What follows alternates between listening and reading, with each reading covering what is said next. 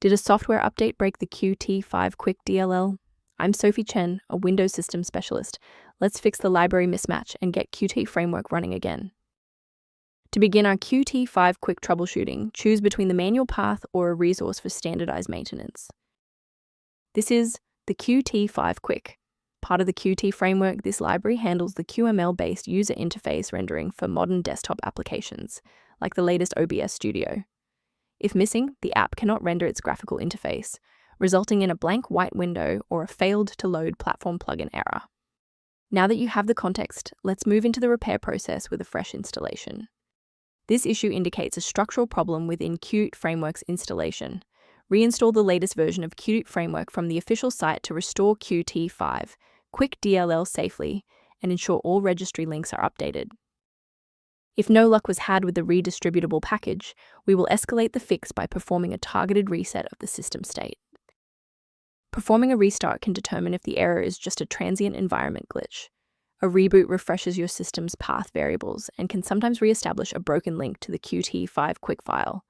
Bookmark this video or click the like button now so that you have a shortcut back to this guide after your PC finishes restarting. Restart unsuccessful? No problem. Let's jump straight into step 3. Remember to pause the video if you need to double-check your inputs. Sometimes a simple restart isn't enough for broken runtimes. Follow these steps to refresh the redistributable files. First, go to Control Panel, then select Programs and Features. Second, find every Microsoft Visual C++ Redistributable 2005 through 2022. Third, right-click each and select Change, then select Repair.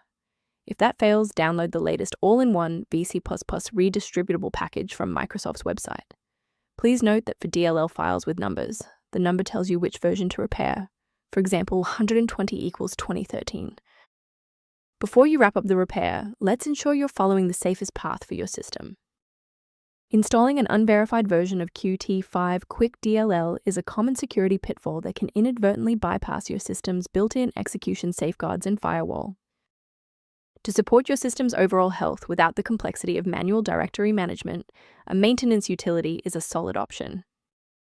For users seeking clearer system diagnostics, the link in the description references tools related to managing the qt5quick environment.